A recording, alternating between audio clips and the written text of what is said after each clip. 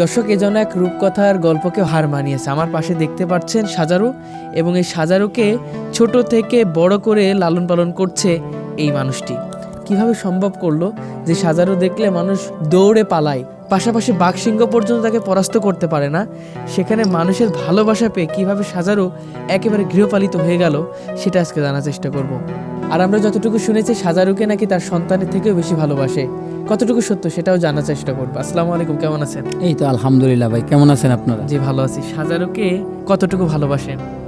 তো আসলে এটা ভাষায় প্রকাশ করা যাবে না, তারপরেও যতটুকু সম্ভব, তো একটা সন্তানের চেয়েও অধিক গুণ বেশি সজারুকে আমি লালন পালন করছি, আদর স্নেহ করি। একটা সন্তানের চেয়েও বেশি ভালোবাসা দিয়ে, আজকে যদি ভালোবাসা নাই দিতাম তাহলে ও সজারু দেখে অনেক জীবজন্তুর ভয় পায়, সুইটা বেড়ায়, যেমন সিংহ বাঘ ওরে ঘায়াল করতে পারে না। আর ওরে আমি যে দেখেন টোনায় নিয়ে রাখছি, তো ও আমার ভাষা কথা আদর যদি নাই বুঝতো তাহলে কিন্তু ও আমার পোষ মানত না। তো ওরে ছোট্ট একবারে ছোট সময়ে, মনে হয় বয়স 3 থেকে 4 দিন, এই বয়সে আনছিলাম। তো আঘাত অবস্থায় ছিল, মরার অবস্থায়। তো আইনা আমি এ যাবৎ 5 রমজানে আনছি, আগালা পরে আবার 5 রমজান আসলে ওর বয়স 1 বছর পূর্ণ হবে।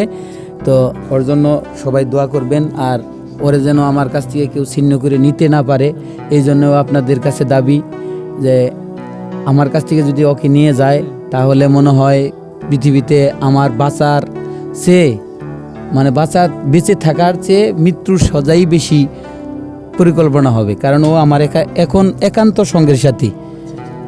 দর্শক, সাজারুকে কতটা ভালোবাসতে হয় সেটার প্রমাণ কিন্তু তিনি করলেন, এবং তার ভালোবাসায় এই ভয়ঙ্কর সাজারু কিন্তু একেবারে শান্তশিষ্ট হয়ে গেছে। তিনি যা বলে সেটাই বুঝতে পারে, তার কথাও বুঝতে পারে। তিনি যে খাবার খান সেই খাবারও পর্যন্ত সাজারু খায়, এমনটা কিন্তু শুনেছি। এই সাজারুটা কিভাবে পোষ মানালেন একটু বলবেন? আসলে এটা নিয়ে আসলাম ছোট সময়, একবারে পিচ্ছি অবস্থায় নিয়ে আসলাম। আসার পথে ওরে আমি ছোট একটা খাঁচায় রাখছিলাম, কবুতরের বাচ্চা বিক্রি হয় না, ওই খাঁচায় রাখছিলাম। রাখার পরে ও তো ছিল একদম মানে অসুস্থ অবস্থায়। তো প্রাথমিক চিকিৎসা, ওষুধপত্র খাওয়াইয়া ওরে ভালো বানাইয়া পরে আস্তে আস্তে আস্তে আস্তে আস্তে ওরে কী করলাম, ওই ঈদের দিন, ছোটো ঈদের দিন আমার এই বাসার ভিতরে ওরে খাঁচাটার মুখ ছাইড়া দিলাম। এখন দেখি ও আমার পিছে পিছে ঘুরে। তো এই পর্যায়ে দেখা গেছে আজানের সময়, মানে ফজরের আজান দেয়, তখন ওরে নিয়ে আমি বাইর হইতাম, নামাজটা পইরা ওরে নিয়ে রাস্তায় যাইতাম। ও আমি মনে করেন 1-1.5 কিলো হাঁটতাম, ও আমার পিছনে পিছনে 1-1.5 কিলো হাঁটতো।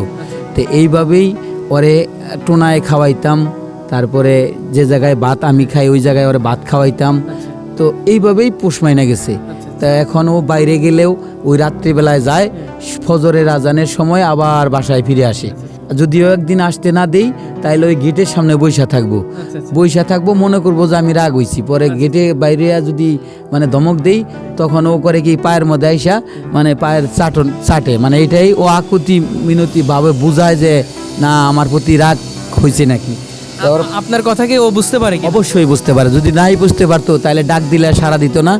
আর যদি বলতাম যে এই জায়গায় আইসো না, এই খাবারটা খাইও না, অবশ্যই যদি নাই বুঝতো তাহলে ওইগুলা করতো। ও কিন্তু এগুলা করে না। আমি যদি কারোর ক্ষতি করে কিনা? না, ক্ষতি আল্লাহর রহমতে কারো করে না, কিন্তু ওর সামনে একটা নেশা, যদি জুতা পায় জুতাটা নিয়েই পরে, এই হলো ঝামেলা।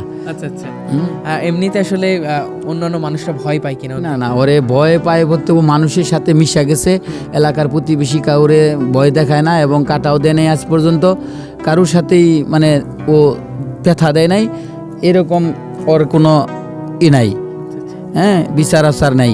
আমরা তো জানি ছাগল, গরু এবং অন্যান্য যে হাঁস মুরগি আছে, এই কুকুর, এগুলো পোষ মানতে, কিন্তু এই সাজারু যে একটা মানুষের পোষ মানে, এটা কিভাবে? সবই সম্ভব। আর বিশেষ কইরা যদি চেষ্টা করেন সব কিছুই করা যায়। আর আমি মনে করি মানুষের চাইতে বনজ প্রাণীরা এখন মানুষকে বিশ্বাস বেশি করে, আর মানুষ হয়ে আমরা মানুষকে কিন্তু বিশ্বাস করতে পারি না। খায় কি কে সাজারু? এ খায় আলু, কচু, বাঘ, ফেন, তারপরে ভাত, পাউরুটি, আটা রুটি বানাই দিলেও খায়, কাঁঠালের পাতা খাওয়াই, খারকনের পাতা খাওয়াইছি, এখন বেশি খাওয়াইতেছি পাতাকপি আর হলো ফুলকপি আর আলুটা বর্তমান বাজার একটু কম, ওই 1-1.5 কেজি করে আলু আইনা দিলে দেখা গেছে যে ওর পুরা মতো খাইতে পারে, 2-3টা বাটার বন রুটি দিলে আল্লাহর রহমতে ওর খাওয়া পুরা পেট ভরে যায়। প্রতিদিন কত টাকা করে খরচ করছে? প্রায় প্রতিদিনের পিছে আমার 1 থেকে 150 টাকা যায়। তো এই জন্য আমার দুঃখ নাই, কারণ আমার আরেকটা সন্তান থাকলে ও তো খাইতো। আরে আমি মনে করি যে আরেকটা সন্তান আমার। সন্তানের মতন সাজারুকে মানুষ করছেন, এটা আসলে কতটা মেনে নেওয়ার মতো? এখন আল্লাহ আমার দ্বারা তৌফিক দিছিল, এই জন্য আমি চেষ্টা করে দেখছি। তো আমি খালি সজারু না, আমার ছোট মানে বাল্যবেলায় আমি 2টা বকও শিকার করছিলাম, ওইগুলাও আমার পোষমান ছিল। আমি যদি হাইটা যাইতাম, আমার 2 কাঁধে 2টা বৈশা থাকতো। আচ্ছা আচ্ছা। আমাদের ওই এলাকায় তো বাইদের জমিনগুলা, ওইগুলা আমাদের হাল চড়াইলে ওই 2 কাঁধে 2টা বৈশা থাকতো, আমি হাল চড়াইতাম। তো এরকম পোষ মানাইছিলাম। তো এখন ওরেও পোষ মানাইছি আল্লাহর রহমতে। দেখতে আসে বাইরের মানুষরা কি দেখতে আসে? অনেকেই আসে, কিন্তু আসলে আসলেও আমি তো ব্যস্ত লোক, ইজি বাইক চালায়া জীবিকা অর্জন করি। আসলে পর্যাপ্ত পরিমাণে সবারই সময় দিতে পারি না, এই জন্য হয়তো অনেক লোকগুলা আসে যারা এরা মন খারাপ করে। কিন্তু মন খারাপ করলেও আমার কিছু করার নাই দাদা। আমার মনে করেন যে এই অটো দিয়ে কামাই করে, এই যে যেমন আজকে আপনাদের সময় দিলাম, আগামী দিন আরেকজন আসবো, এইভাবে তো সময় দেওয়া সম্ভব না। আমি গাড়ির চাকা ঘুরাইলে ইনকাম করে খাইতে পারি না। একটু যদি কেউ বলে যে আপনাকে টাকা দিবে, আপনি বিক্রি করবেন? না না না দাদা, এটা মনে করেন যে যদিও কোটি কোটি টাকার মালিক, ও যদি আমার এই প্রস্তাব দেয়, সম্ভব না দাদা। কারণ সব কিছুই টাকাটা বিক্রি হয় না। কারণ ওর ভিতরে যে ভালোবাসা, এই ভালোবাসা কেউ কিনতে পারবো না। আমি যতদিন জীবিত আছি, আল্লাহ আমার হায়াত যতদিন রাখছে। যদি অসুস্থ হয়ে মারা যায় সেক্ষেত্রে? না না, তাহলে তো আল্লাহ পাক যদি আল্লাহর বান্দা আল্লাহ নিয়ে যায়, যেমন আমিও অসুস্থ হয়ে মারা যাইতে পারি, বা আমার বাবা মা আছে জীবিত, ওনারাও মরতে পারে, আমার আত্মীয় স্বজন, আমার বড় ভাই বাদার যারা আছে, যদি আল্লাহ পাক যারে হুকুম দিব, হের কাছ থেকে ছিন্ন করে নেওয়ার কারো ক্ষমতা নাই। বন বিভাগ যদি কখনো নিয়ে যায় সেক্ষেত্রে কি হবে? বিভাগের কাছে আকুল আবেদন, আমি ওরে বান্দা পালি না। তো ওনারা যদিও নিতে চায়, তাহলে মনে করব যে আমার দেহর মানে মৃত অবস্থায় রাইখা এই পানিকে নিতে পারবো। তাছাড়া কারণ আমি তো ওরে কষ্ট দিই না, ওরে আমি কোনো সময়, আমি নিজে একক তো না খেয়ে থাকি, কিন্তু ওরে আমি খাওয়ার জন্য কোনো সময় অনাহারে রাখি না। তো আমি নিজে কষ্ট করি, ওরে কষ্ট দিই না। তো তাহলে আমার কাছ থেকে নিবে কেন? ওরে যদি আজকে বাইরে করে দিই, মানে বাইরে বনে সাইডে দিয়ে আসি, ও তো থাকবো না। আমি অনেক বিরক্ত মাঝে মাঝে মানে হয়ে যায়, এটা নিয়ে আরাই খাই, কিন্তু বাইরে নিয়ে যাই, ও আমার পিছন থেকে আইসা পড়ে। রাত্রে বাইরে যায়, গেট লাগাই থুই, যা রানবো না তরে, ও গেটের মধ্যে বইসা থাকে। ও কোথায় থাকে? ও থাকে ওই কোনার মধ্যে গর্ত করছে, নিজেই গর্ত? হ্যাঁ, অনেকটা খড়ির মাছা ছিল, ওই মাছার নিচে গর্ত করছে। গর্ত কইরা ও একাই বাসস্থান বানাইছে। গর্ত কেমন গভীরতা? গভীরতা বলতে যে মাটিটা উঠাইছে, ও 1 হাইটু লিদাও নিতে পারতো না।